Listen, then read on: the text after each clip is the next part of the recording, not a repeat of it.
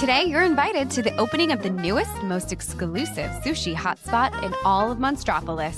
That's right, Harryhausen's is opening its doors to humans for the very first time. And I promise you, this gastronomy experience will be anything but scary. I hope you came famished because your reservation starts now on Idiot's Guide to Imagineering.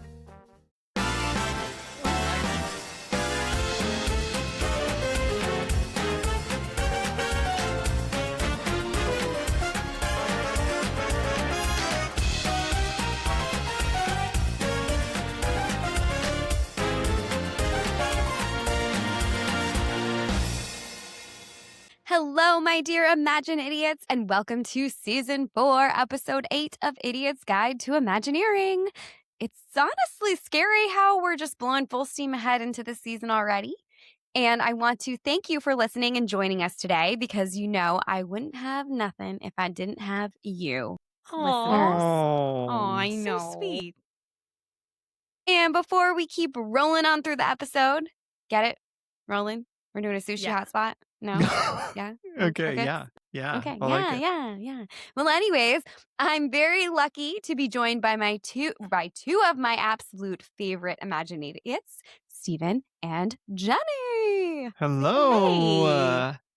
Wow, I'm excited that As you should be. I get to take the night off for doing a Been project. hard at work. I've been spending the last 7 episodes planning, thinking, striving, hoping. So much pressure. Wishing and hoping. And hoping. Praying. Thinking. Oh, whoops.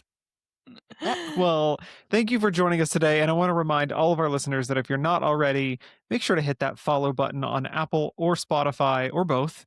And be sure to never miss an episode.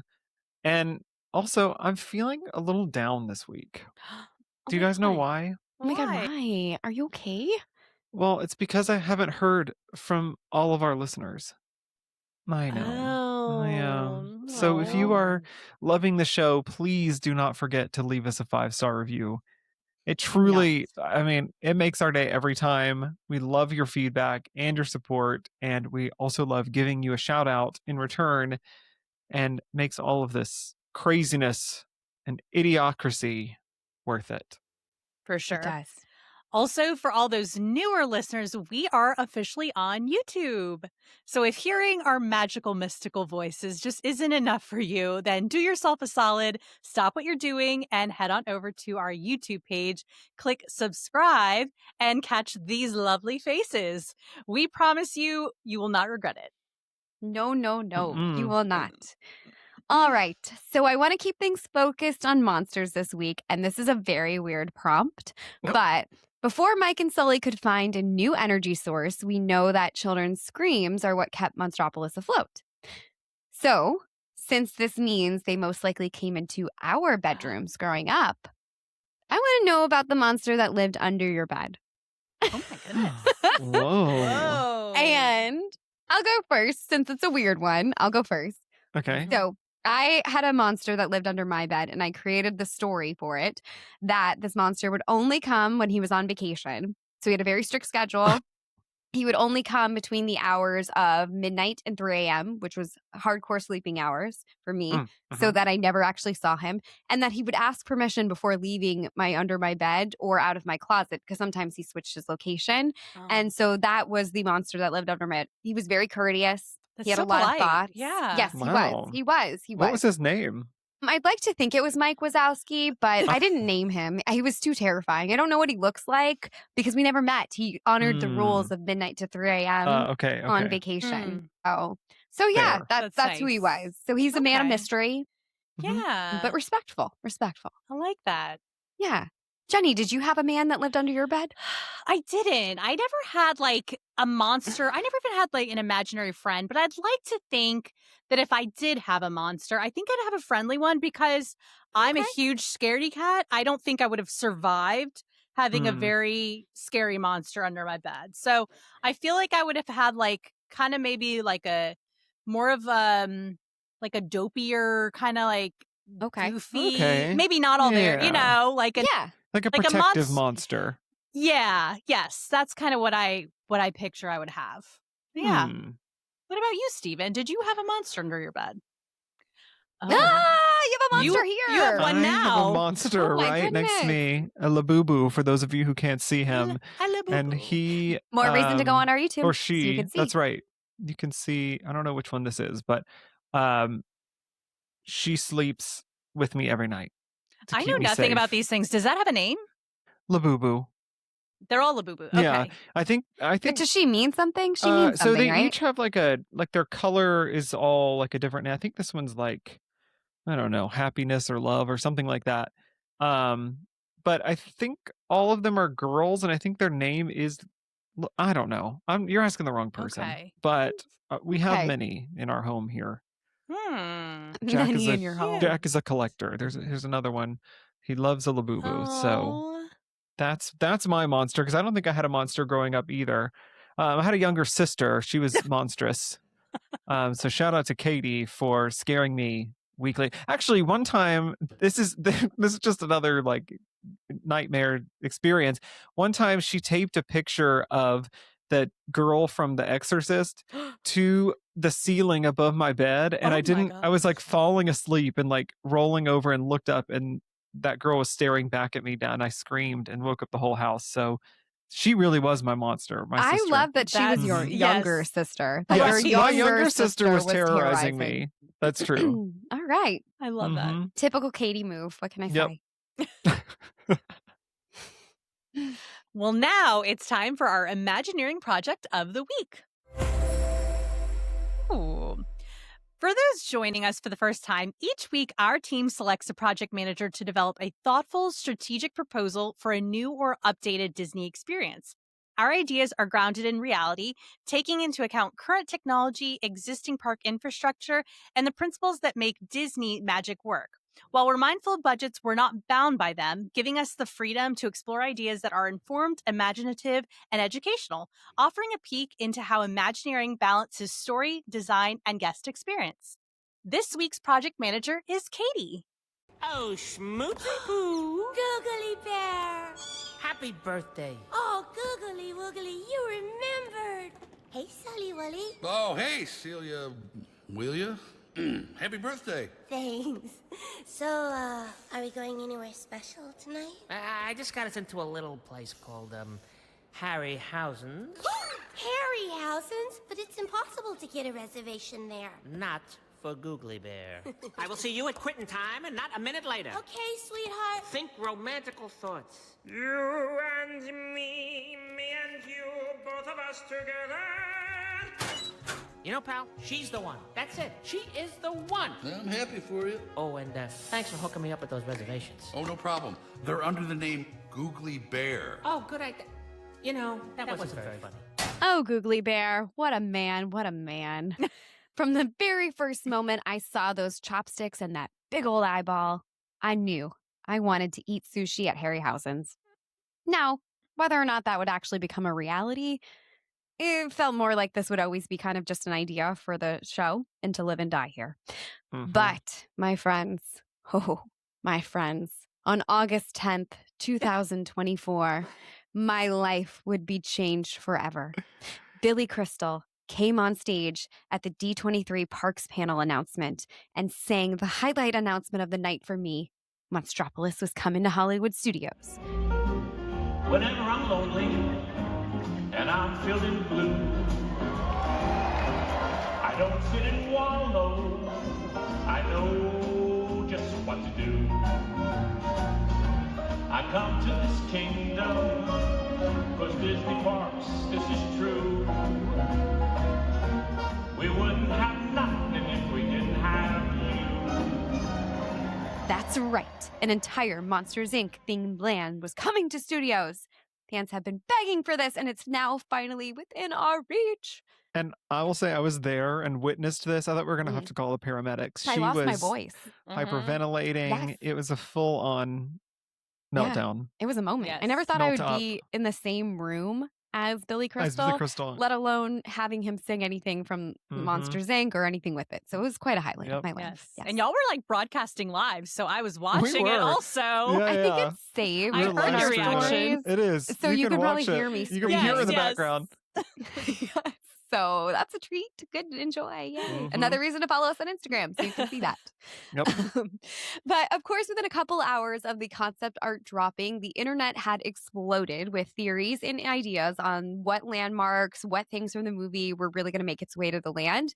Stephen, I think you noticed this pretty much immediately when we got back to the hotel, that off to the left corner, 2 chopsticks and a big old eyeball just staring at us right in the face, giving it right to us. That's right, my fellow Imagine idiots. My dream looks like it may actually be coming a reality in the very, very near future. Thank God. I know. We Ugh. need it. And thank God they included that. And we're not just getting a ride. We're getting a full-fledged land, food and beverage, all of the above. Yeah.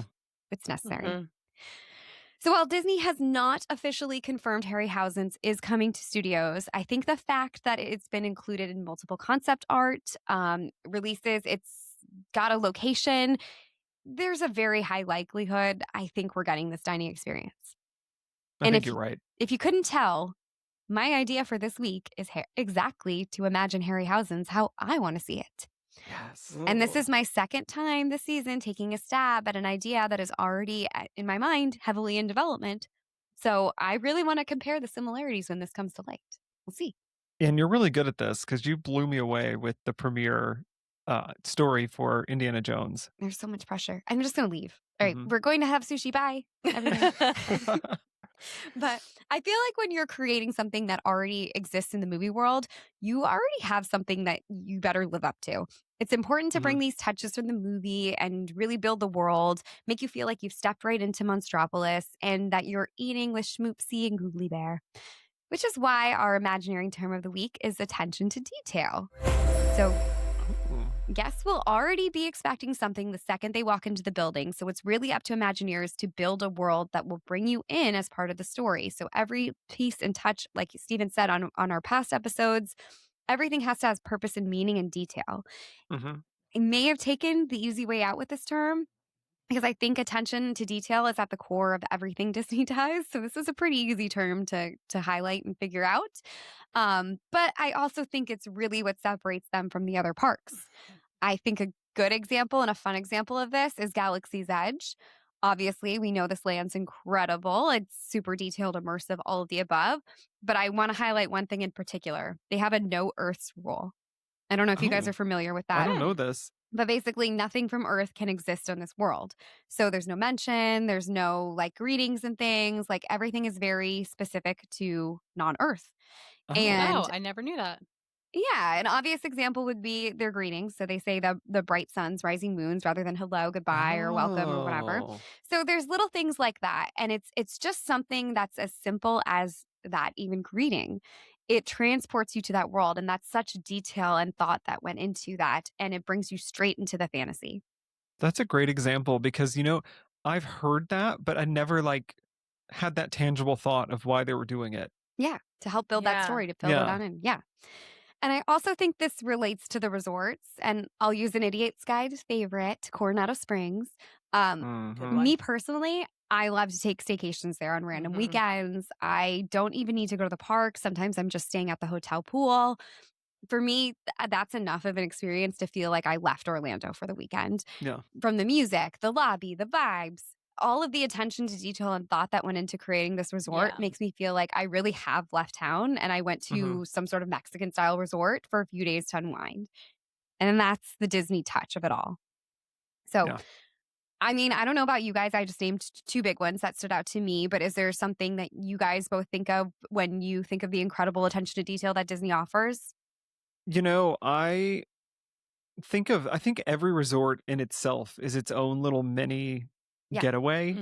And I really feel like if you take the time to slow down and appreciate the resorts themselves, you can't get those anywhere else. These type of themed experiences don't exist anywhere else. So they are their own mini theme park in a way. And so I think about it, if you go to French Quarter, you're in this Disney-fied version of the French Quarter, and Polynesian is probably one of the most quintessential Disney immersive resort hotels. Wilderness And I Lodge. think Wilderness Lodge. You really feel like you're somewhere else. And I used to live in Orlando. Jenny used to live in Orlando. We all did. And so even going there, like even not even staying there, just spending time there, afternoon, like going lunch. to dinner there, lunch there, really just it took you away from the world. Yeah. And I mean, that's the point of Disney World and Disneyland and everything in a nutshell. But I think the resorts are some of the strongest vibes I agree. of that. I would say also maybe like the utilidors, just the fact that they went through so much work to make sure that that fantasy isn't broken. They really didn't need to do that. It wasn't, I mean, I think it would have still been a wonderful park regardless, but think about how much work and how much money went into that. And I also think too, when I think of detail, I think of places where I feel like, oh, I haven't seen enough yet. Like I want to stay and see more. And I think of like the queue for Tower of Terror is a huge one where I always feel like, oh wait, hang on, I haven't seen this yet. And so many little things that you probably really aren't noticing, but they made sure to do it just in case you see it, and and that way you're in the fantasy. But that's how you feel it, right? I think. Like if you compare it to like a Six Flags, light themed ride where there's no props, there's no textures, there's no, I mean, they're painting a building to look like the Wild West or something, but it's not all those little things that you may never see make it. It feels immersive. Make-believe. And Disney has a really good way of having it not feel make-believe, but have it feel real. Yeah. And I don't want to like knock other parks or any other resorts and things like that, but I definitely, Disney does it on a different level. And I think what Jenny said too, with like just being able, nothing is broken. Like it just seamlessly flows the story, and it's very as simple as that. So I think it's great. I could go on, but you get what I'm saying. It's so important to the Disney brand. So I'll make sure to highlight this as we jump into the story and everything around this and kind of the detail that goes into it. And that helps really build the immersion overall. But I think there is a lot of visibility and demand for this project overall. And I'm not just referring to mine. I mean, actually, Monstropolis. So it kind of has to be done right. I kept going back and forth thinking of this. And even though I'm just on a podcast, I really wanted my opinions and my thoughts and what I wanted to see really to be what I wanted to see. And I hoped it would be reality or as close to it as could be. So I went back and forth with keeping it, this restaurant true to the movie, or maybe we go rogue and the owners decided they wanted to expand their business and try a new type of venture under the Harryhausen name. And then this way it would kind of give me free reign to make it whatever I wanted. And yes, listeners, we are that insane in the show that we go that far back into thinking this. Is so our style to think these little details that would never really affect anything. Yeah. But they do in our world. But they do. And I think that Imagineers have that approach too. Like when they're going and they're developing everything, they are thinking of every single piece of the story. So as are we. But then before I made my decision on where to go, I started to think about the food and beverage option at studios and all the different types. And while I do love the Hollywood Brown Derby, I think this park is probably my least favorite when it comes to the culinary side. There just isn't a lot of variety. I also feel like this is the most like generic park type food. It's all American classics. Yeah. Like I can't really think of anything that isn't. Yeah. I was wondering if that was a wild take, but no. I agree, okay. Yeah. I mean the wildest branch out from sandwiches, chicken fingers, pizza, and burgers is probably the Roundup barbecue. But that's true. Once again, super American. Yeah. Yeah.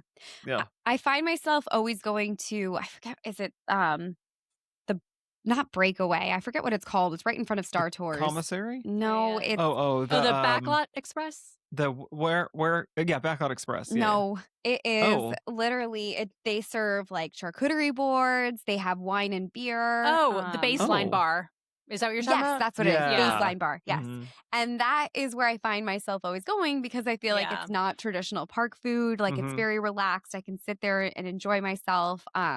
So I kind of was thinking, other than that, there really isn't anything that like excites me there. Yeah. So I don't know. But going back to the Hollywood Brown Derby, I do also really like the idea that there is this table service that you need reservations to dine in type restaurant, but they have the lounge outside and it's less stuffy, easier to get into, still has that great same Cobb salad that everyone loves. And with all that in mind, I thought, well, why don't I just give us the high-end sushi hotspot that we know and love from the movie, but then add an additional quick service style concept called Harry's To Go. Yes. Yeah. Yeah. It's like P.F. Chang's and Pei Wei There you go. all rolled into one. It Yes, is. yes. Well, I'll tell you a lot more about it and how there's some similarities. But yeah, correct. Our favorite go-to Asian quick service. Let me be clear. I don't think that P.F. Chang's is high end. Well, I guess I just Before y'all think, it's wow, he really is expensive. from Alabama. Yeah, it's expensive. It's expensive. It is expensive, yeah. Not necessarily high end. It's good quality. It is Sure, good yeah. quality. Yeah. Well, you know. Before I jump in further, though, let's talk a little bit about the location and the space for Studio's newest eatery. So Disney did not immediately announce the land location when the area was first announced. In fact, there were weeks and months of speculation before we got the official announcement that Muppet Vision and Muppet Courtyard was going to close to make way for Mike Sully and the crew. And based on the concept art that's been shared, it looks like the bones of Muppet Courtyard are going to kind of stay as is and just kind of expand the area back out to house the new door coaster. Yeah, and I think we all knew why they did this to not dampen the excitement. Yeah. And I think they learned from that mistake. Yeah. So we'll see how it goes this year. Yep. But if we look even deeper at the concept art, it looks like, based on the location of where we see this mysterious chopstick and eye, that it looks like maybe the now defunct Mama Melrose real estate is going to transition to that space. I think I'm personally okay with this. I think it's already equipped to handle another full-service dining experience. It has easy backstage access. It has that roadway right there, so very easy for delivery, staff to get to, or cast members to get to, all of the above. I know as well, obviously, we're hoping for a little bit more, but I don't know. How do you guys feel about them keeping the main structure and maybe just swapping out the ideas and general theming? I think it makes total sense because that is kind of a New York-y vibe It does, back there. yeah. And it kind of was a branch off from the New York backlot. And I think Monstropolis has a New York feel to it, especially when Mike and Sully are walking to work. You see like a little walkable city. Yeah, exactly. Yeah. And so I think why bulldoze everything when you've got the bones there? And this is a great way to slap a new paint job on it and make it work. Mm-hmm. And it moves, it moves the progression of, obviously, the construction timeline. But then as well, they can put more money into the door coaster, which is going to be the main When you don't thing. have to build new buildings for everything, you save that money and use it elsewhere. Yeah. That's a good point. Yeah. So, and I do think that it'll work. I just think they really need to make sure that when we walk in, we don't feel like we're still in Muppet's Courtyard. So that I think is the challenge for Imagineers, but I think it's doable. I think they can do it. Mm-hmm. So also, I do want to mention that we don't really know the story on how they plan to allow humans and monsters to exist in the same land together. So I'm going to give a stab at it. Oh, that's right, yeah. Hi, Gladassi! Yeah. Sure, step aside, kid. We're in a... I imagine now that screams aren't needed for power, or now that screams are not needed for power, the monsters have reached out to humans to create some sort of truce, and we're now allowed to travel beyond the bedroom door once a year. And during that time, we give them enough laughs to power Monstropolis for the whole year, and they give us an amazing time to hang out with our favorite monsters. So really, it's just a win-win. Wait, I love that. this goes really well with your monster from your childhood that was visiting you on vacation. So now you get to visit him on your vacation. Correct. And it's we're very connected. We're very friendly with each other. He was a very nice monster, respected boundaries. So now things are good. We can visit. We can hang out. You know, this kind of, Katie, you weren't on this episode. So we talked about how the World of Frozen in Hong Kong and the one in Paris, they're going to be like, you have arrived on this special day. And we talked about it on the premiere and for the Coco attraction or the Coco show that I did. But is that kind of what you're thinking here? Like, we've arrived on this special time when they allow, or is it just... It just aligned with our vacation. No, so I think like every day that you come is technically this time of year. Okay, so or that time of the season or something. So that would be why we get to go there. And the whole reason is like they have this door coaster. They have all this stuff because they want us to have a good time. They want us to be laughing, enjoying it. And that is how they're collecting our laughs without us even knowing. We think it's just a great time to be here at the parks. But in actuality, us enjoying ourselves is giving them enough power for the entire year that they don't need to scare us anymore. It's totally fine. I love that. It kind of reminds me actually of, do y'all remember like Jaws? How every day is the 4th of July. So when you're there, it's the 4th of July, conveniently. It's kind of like this, like you happen to come at this time of year when they need you. Right, exactly. I love that. Yeah. Oh, it's super cool that like they're kind of like just letting you experience what they think would be fun for you to do. Like they're not, like the door coaster is kind of this idea of like, oh, we see this every day, but humans are going to love this. Yeah. You know, like this is going to be fun for them. This is going to make them laugh and cheer. Yeah. So I thought it'd be like a fun little way to incorporate That's genius. I love that. Well, now that we cleared that up, let's get back to Harry's. So I'm going to stick with the original concept art and design. So I want that sleek, modern facade with the signature chopsticks, that magnificent eyeball. And the main entrance is going to be right between those sticks. So this is going to be the main entrance to Harryhausen's that we know and love from the movie. So this is going to be the traditional table service dining option. So it's going to be an elegant, high-end sushi establishment with an option to dine omakase-style. Yes. Yes. There's nothing I love more than omakase. Get ready. That ready. is like my number one thing. If I could do it, I want to do it. Get ready. Well, I mentioned also earlier, before we jump into this, I did mention the quick service option. So I do want to dive into that a little bit first before I get into our main dining experience. So around the back corner of our main entrance will actually be the pickup window, and that's where Harry's To Go is going to be. So we cannot see this area in the concept art. So that is why we don't know what's coming. But really, it's here. Imagineers thought of this the whole time. So it's all part of the project, all part of the plan.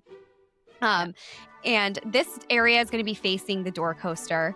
And guests are now going to be given the option to enjoy some of the items that are included at Harryhausen's, but without having to interrupt their busy park schedule. And as well, it's obviously, you know, in the movie, it's supposed to be a very like trendy, cool spot. So for guests that maybe don't want this sit-down experience and just want to grab something quick or to-go items, here's your chance. What's the name of that restaurant at Disney Springs? Wine Bar George. That's exactly what I was thinking. Yeah. Where they have the wine basket outside. Yes. And there's an Asian restaurant there too that does the same thing. Is it it's across from Morimoto's? Art. Yes. Yeah. And they have like a to-go window out front too. Yes. That's kind of what I was thinking. So this would be like, it has the to-go window. It's not super expansive. This is not going to be anything crazy.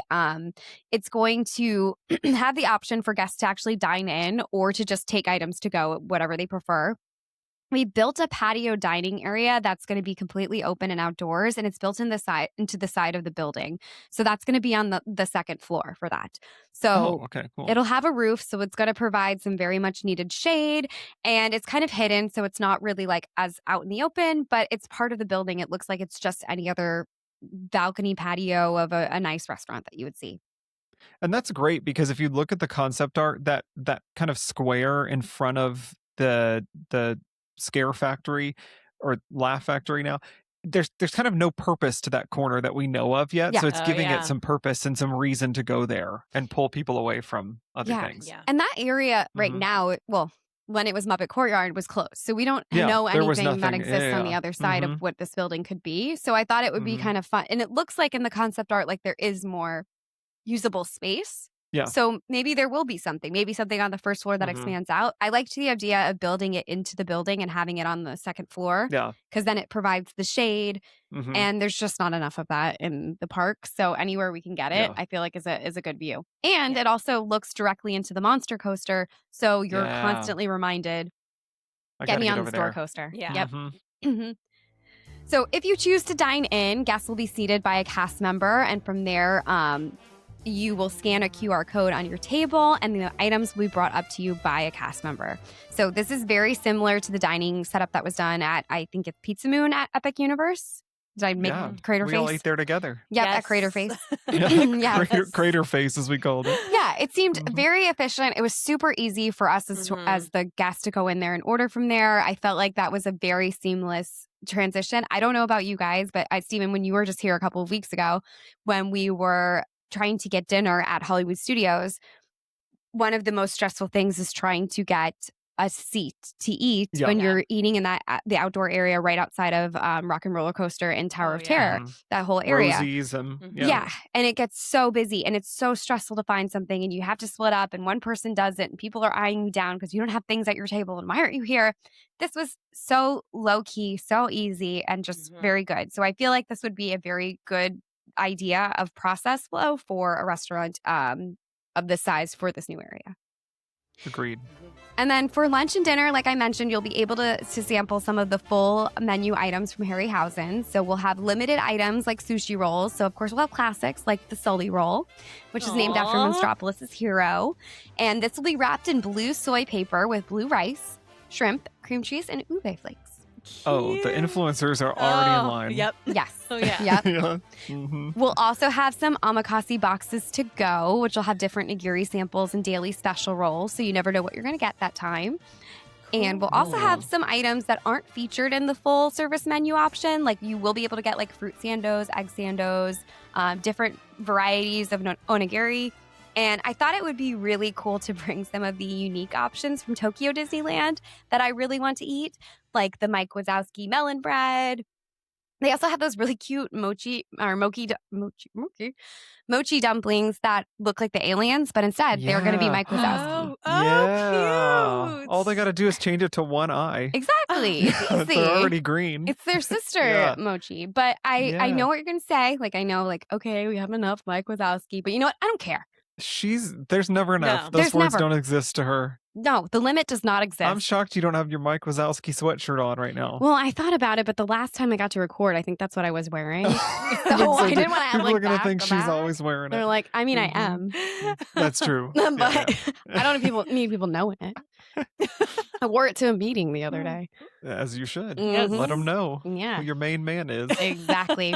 I want the more Mikey W, the better. There's That's not for enough. approaching your wedding to someone else. Yes. Yes. I also need people to know that I am planning my honeymoon, which I am very heavily influencing to go to Japan. So a lot of this stuff just came second nature because I'm watching like a ton of videos and I'm watching a ton of Tokyo Disneyland videos because I need to be there. Listen, Yes. if you're going to bring anything from another park around the world to Disney World, it's a it good should come one. from Tokyo. They can do no wrong. I agree. All right. Well, behind the order counter where you put your order in if you're getting it to go, because what I want is for guests that are doing to-go orders and just taking it on the way, they'll order from the counter and they'll be able to do this. Guests that are going to be dining in, they will wait down on the other side of the counter, and that's where a cast member will be. And as soon as tables start opening up, they'll lead you upstairs and get you seated from there. So behind the order counter will be a wall that's actually a screen. And I wanted to give guests a glimpse of the kitchen and our chefs in action. So we'll see, obviously, the cast members handling your orders and getting everything done. But behind them will be a very subtle screen. We'll see our 6-armed octopus monster assembling his latest creations. Oh.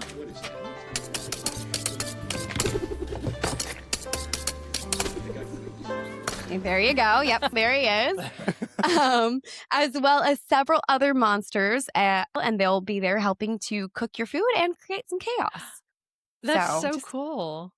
And since this experience mostly outdoors and it is designed to be quick service, I wanted some way to bring the experience back and make you remember, hey, I'm in Monstropolis. Yeah. So it's kind of hard to do that when it is an outdoors facility. So I wanted to keep the story going by adding that in, and with just having that screen behind the cast members, I felt like it was a nice subtle way to just remind you and bring you back into the movie. Yeah, it puts the whimsy back in Yes. it instead of it just being a restaurant. Yeah. And it needs that. Yeah. Mm-hmm. So now that we're hungry and ready for a break, we are stepping inside the full service area. So we're back into the real Harryhausens, not to go. And this is a human and monster's favorite taste of sophistication. I feel sophisticated just walking through the doors. Oh, good. It's the first time for you. Wow. I know. Like the PF Chang's. Yes. As soon as you walk through the door, you're greeted at the host stand, which is a separate room from the rest of the restaurant. So I don't want you to see what you're about to walk into, which is kind of hard to tell when you watch the movie if it is or not. But I decided I would like this to be separate because as soon as you walk through those doors, I want you to really feel like, I've stepped into Harryhausen's. So you'll notice, though, the walls are tan and they're adorned with traditional Japanese paintings on the wall, except these are creatures. And typically, you know, we see birds, flowers, we see like different depictions of Japanese culture and folk art. Instead, it's just monsters flying around like creatures, sharp teeth, claws, elegantly flapping all over a swamp. Oh. Yeah. Makes sense. Flap all over the swamp. Flap away. So as we now enter into the main dining room, the door is now open. We're now in. It's a large square room. It has that koi pond in the center. There's tables all around the back. And I want us to focus. There is a round sushi table up against the back wall with a sushi chef's workstation. Guests will be able to sit around this area, and behind the bar, we'll use hologram technology to display our octopus chef hard at work. And wow. I was looking up unique ideas, and I found that Le Petit Chef restaurant. Yeah. And they use projection mapping holograms on the tables. So as you're dining, there's like your plate like fills up with little food. people walk up to it and like, and bring you food and bring you different things. And it's like a little show. And then I started digging a bit deeper to see more. And I found there's another company that made this video where they were showcasing what they could do for restaurants. And they had a whole wall that was like an aquarium hologram. And it would change different colors, and the coral would change, and maybe the animal creatures would change. And I thought, what a cool way to kind of bring something like that into the story, where it's not a screen. It feels like it's happening in the room with you, and you're getting to see them work and go through all this stuff, and it feels like a totally different experience. So while you're sitting there, it makes you feel like it's with you. They're not going to personally engage with you. It will be kind of like a set animation that plays with different scenes and interactions that happen. But like maybe they do, you know, lean over towards somebody who's sitting over there. It's not going to be specific or like customized to you, but it'll be like engagement from that side. And then so cool. you get to see them. Yeah. So you get to see them put all the sushi together and everything. And then in reality, though, it is just a display. Our cast members are still bringing out the food items as they're completed. We have a full service sushi chef that's working on all the magic and kind of going from there. Okay. I love that. And then yeah. the main dining area will offer a seasonal changing menu and will be a la carte. So in this main room. So be sure to order the onigiri balls. Oh. Which is a fried rice ball stuffed with minced Wagyu meat topped with a seaweed dot. And of course, for dessert, enjoy Mike and Sully shaped teiyaki filled with ube and matcha filling, and Mont Blanc, which actually looks like Mike's eyes. And I know these are French pastries, but they are very popular in Japan, and they have them a lot there. So I figured it'd be a very good touch and a very cool touch. I love it. That's so cute. This area will be also family friendly. So while it is trendy, this is Monstropolis. We know youngsters are going to want to join in on the fun. So I think the price point will be pretty in line with Hollywood Brown Derby. So thinking maybe like $30 to $60 per person, depending on what you're ordering. And again, like families, kids of all ages are more than welcome. So I have a question. Sushi can be a polarizing food for a lot of people, even adults. Would you offer other items like teriyaki chicken or things like this that are going to be a little bit more like palate friendly to? Yeah, I think you have to think of the audience. Yeah, of course. You know what I mean? I'm just thinking like you're going to have to have goer. Some Exactly. some for the plain palates. Yes. Yeah, of course. We'll have chicken and steak options. Again, we will obviously have items that have Wagyu meat, so that will obviously as well be something. And there's I know there's also meat sushis in Japan as well, where they'll take sometimes like sear Wagyu beef and put that on. So like there'll be different options for people who don't like seafood and things like that. So yes, I think you kind of have to. I think this is not going to be a niche restaurant. I think people are going to want to come there. So it has to be as, I think you're right. Not generic, but I guess as open. You could do like a little bento box maybe for kids. That's, you know. Yeah. Yeah. But also, if people want to eat there so bad, maybe it opens them up to trying sushi. That's true. You know? That's true. Live and maybe they could do that burgushi they did at the cowfish place that used to be at. I'm going to need you to hold your horses. Sorry. We're not done yet. Okay, so sorry. Let's not go too into these ideas. Okay. But before we jump in that, I want us to first of all take notice of the walls around us. They're tan, and they kind of continue with the traditional monster art that we saw in the host space. But these are not walls. They're actually sliding doors that lead into small private dining spaces. So I mentioned earlier that we'll offer omakase experience. So this is traditional Japanese dinner that essentially means chef's choice. So there is no menu. There's typically multiple courses. The chef is present at your table and walks you through the items. It's really kind of like a story experience while you're eating. Usually because it's at a table, if it's a small party, so leaving diners with an extremely intimate chef experience that really just learns all about your culinary journey.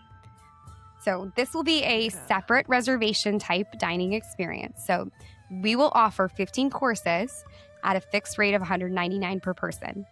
So this will be no menu. This will be chef's choice, so you know what you're getting into for this. So again, this will not be for everybody. This will not be for the families that want to come and do this. This is going to be a very niche This audience. is going to be us. Yes. Yeah, for sure. So I'm not going to have a lot of these. So there's only going to be 8 rooms total, and they'll seat up to 10 guests. And since this is an elevated personal experience, I do want this to be 21 and up. I think it's just easier with kids and everything like that when you have this very personalized experience and people paying that much. I think sometimes it's a bit easier if it's just an adult-centered Well, item. you know, when I think of omakase experiences that I've been to in the past, there's a very big sake culture that comes with that and drinking heavily. Don't let me get ahead of whatever you're about to say, but like I just think of the way that it's just kind of poured freely, and when they see that your glass is empty, they just fill it up again. So I think you'd want to be able to openly do that. Yes. And I think also like it's a very social experience. Like you're spending time with the chef, you're getting all this, like people are getting loose and having a good time. And it's just a lot easier to do that. And also because just if your party has 2, that doesn't mean you get the dining room by yourself. You're sharing that space with however many other couples or trios or whatever it is that's coming. So that's another thing as well, is it's not just, and like I know it's controversial saying this within a Disney park to make something that's not exactly kid friendly. But I feel like it's you've got just the a whole small spot. Yeah, you've got the whole restaurant and a quick service option. Exactly. So, and I think that Studios is a more mature park. So I think if there's going to be one that it fits with, like this or Epcot would be a good vibe. This is Studios' response to GO82. Exactly. Yes, exactly. Yeah. But even That's better 100% because what I'm kids thinking. can still experience the actual restaurant. This is just Exactly. another, Yeah. a little part of it. And to be honest, aside from obviously having some of the items have some sort of relationship to the movie when you're ordering from the omakase, really the bulk of all the monster interaction and things like that is all happening in that main dining room area. So you're not missing out Sure. in that sense. Yeah. And I do want to also call out, going back to the main dining room, that we will have wall space. So floor to ceiling windows or floor to ceiling screens that will depict animation. So it looks almost like it's an extended part of the dining room. And that's where the monsters will dine amongst us. Oh, cute. Oh, so you can like look over and they're sitting at a table across the room. Yeah. So I thought I Wow. wanted it to be kind of like another subtle immersion, reminding us where we are. Yeah. But because at the end of the day, this experience and what it is in the movie, like, it's supposed to be nice. It's supposed to be exclusive. So I don't want this to be too campy or like distract from the chic feeling of it all. Yeah. And the way I'm envisioning this is like the wall is kind of doubling the size visually and like perspective. What you're seeing makes it look like the restaurant's twice the size that it is, because you're seeing this fake wall that's kind of 3-dimensionally mirroring what you're in. Yeah. Exactly. Yeah, I agree. And now this spot will be open for lunch and dinner daily. However, Saturdays and Sundays, we will offer a Monsters Who brunch option. And Harry, Hold on. This is taking me back to season 1, Katie. Was our second episode ever? Third episode, we did a brunch. giraffe brunch at Animal Kingdom. Yes. I love a brunch. I also She's wrote gonna this do a after brunch, after I came back from brunch. So yeah, She had a bottomless mimosas experience and came back Actually and cranked did. this one out. actually my best work under mimosa Yes. presser. That's right. She but- did the mimosa with this. the mimosa. Yes. Harryhausen's will open on Saturdays and Sundays at 9 a.m. And will offer a unique character brunch offering to studios. And this is where I thought would be kind of the best way to bring our favorite characters from the Monsters world into the restaurant. So again, it's a different time than what we see in the movie, which is, at night, and it's very chic and it's a date night place. Well, on the weekends at brunch, that's where the monsters come around. You get to meet everybody. So that means you get to meet Mike, Sully, even Little Boo. And our last character will change at random. So you could get Randall, you could get Celia, you could get the Abominable Snowman. You just don't know. Whoa. If you get the Abominable Snowman, I hope you get Celia. I would love to get her. I want a yellow snow cone. They're lemon. Oh, yum. Wait, can Boo be the character that was in Block Party Bash where she was in her little... That's what I was thinking, yes. Yeah. In her little monster outfit. Yeah. Yep, that's exactly what I was thinking, that she'd be there for that. I thought it'd be a fun little option. Cute. And going back to what you were saying before, I thought it would be cool to have actual traditional brunch items made into sushi type rolls. Yeah. So think like frushi, obviously, but then I was thinking you'd have an egg roll, which is actually just like a thinly rolled omelet with mushrooms, cream cheese, bacon bits. Maybe there could be like a thin pancake like cinnamon roll maki that you're getting. Yeah. Instead of seaweed, it could be bacon around something. I don't know. Yeah. Yes. Instead of soy sauce, it's syrup. Ooh, yes. Yeah. Yes. And of course, it will be served on a sushi boat that comes right out. So you have a variety of options. Wow. And for the brunch, it will be, because I think all the character brunches are buffet style, correct? I think. Most of or not them, buffet, not but all like of them, a set but menu. a lot of them are set menus or buffet. Yeah. So this will follow along the lines of that. So it will be on a sushi boat. It's not like you're picking the individual pieces. So it'll have a wide array of different things you can try, and it'll be $59.99 per adult and $35 per child. That feels pretty on par with the rest of them. Yeah. So I thought it's a good option. So I did really want to bring a fun and chic feeling to this dining option. I mentioned it earlier, but Mike makes it a point to say how much of a big deal it is that he got reservations and how hard it is to get in. And I wanted to keep that feeling. Like I wanted you to feel like you were experiencing something so monstrously exclusive. But it's based on Monsters, Inc., so it has to tie together and it has to exist in a theme park. So it can't be too exclusive. Yeah, but I'm seeing it as like one of those experiences that you're in the park the day of and you didn't get reservations and you're like refreshing the app just to see if there was a cancellation at like 4:25 for dinner. And you're like, please, I'll take whatever you go. Take whatever it is to get in. Like that's how I'm picturing this. Yeah. You're like 10:30 after you've been doing rope drop to the end. You're like, okay, I guess I'll stay here for another 4 hours. Yeah, you're like, I guess we'll skip Phantasmic for this. 15-course dinner. Yeah. But I want it all to tie together. I want it to make sense for this. And I think that's why, yes, we have this very exclusive option, but then you have the quick service. So if you don't want this to be your whole day, or you don't want to spend, hours or money and all of this on there, it's too much for you, then you just have the outside version. You still get to eat the great food. You still get to experience some of the monster like magic, and it's fine. Go about your day. Live your life.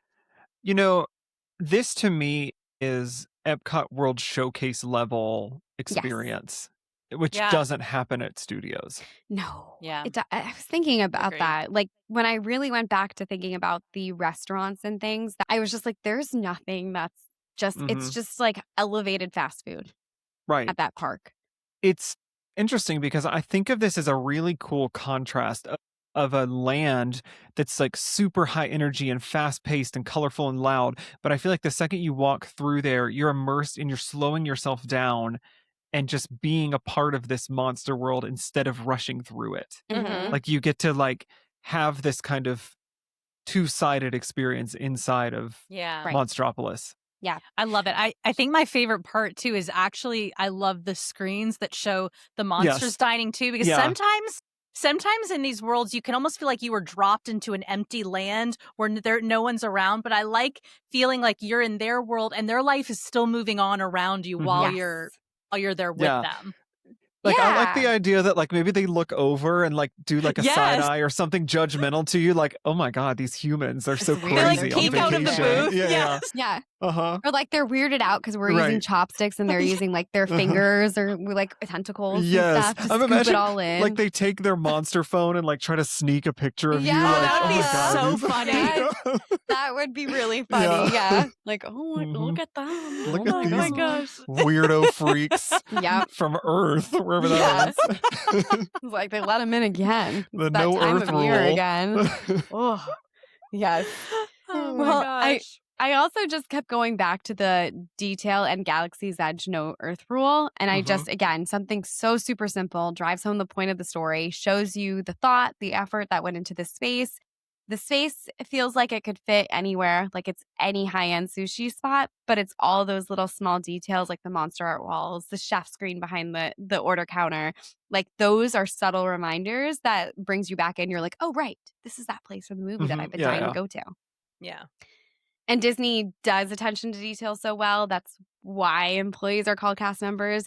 And that's why when you step into the guest areas, it's called on stage. It's to build that experience so it feels like you're existing in it and not that it's just existing around you. And everything has to be so carefully thought out and designed so that you're leaving Earth behind and you're in this new realm and we're in Monstropolis.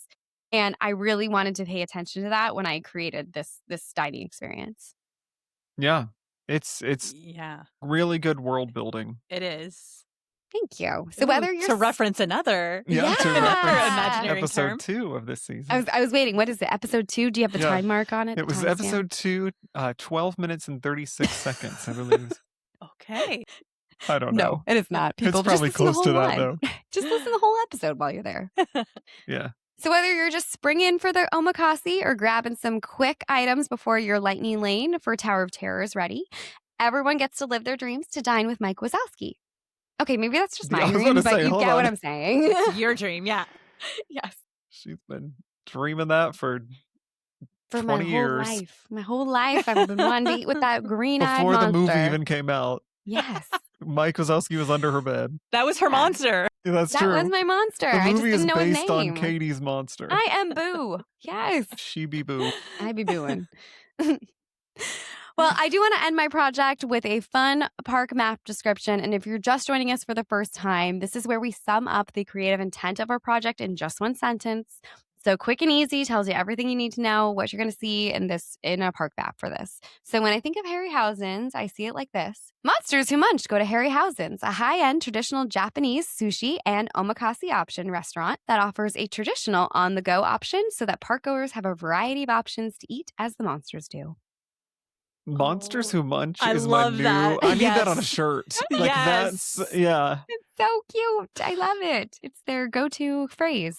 The ladies who lunch and the monsters who munch. Yeah. Which one are we? Both. All of the above. You'll never know. Monster and a lady. Well, Butterballs, I don't know about you, but this really upped my appetite for Monstropolis. And if there is one thing I love, it's character dining. Yep. And I already set an alert for reservations. The second that window opens up, I'm going to be there. Do it. Yes. I think you can get us, Rose. Me too. I'm coming. But also, I really love that you captured the essence of this restaurant from the movie, but you still made it accessible for the average park goer. And this was a fun one. And listeners, don't forget, you can watch this episode as well over on YouTube. Oh, yes. And that reminds me, we also partake in social media fun. So connect with us and say hello at Idiots Imagineering. And we're back next week with one of our favorite series from the past seasons that we haven't done this yet. So I don't want to get canceled and tell you what it is, but that's a little hint. And you'll have to stay tuned next week to see what it is. Ooh, I can't wait. Well, thank you to my fellow idiots, Stephen and Jenny, for being anything but hangry on this episode. And of course, a huge thanks to you all for joining us on this edible journey. And remember, if you can dream it, you can make a podcast about it. Bye. Bye. Bye.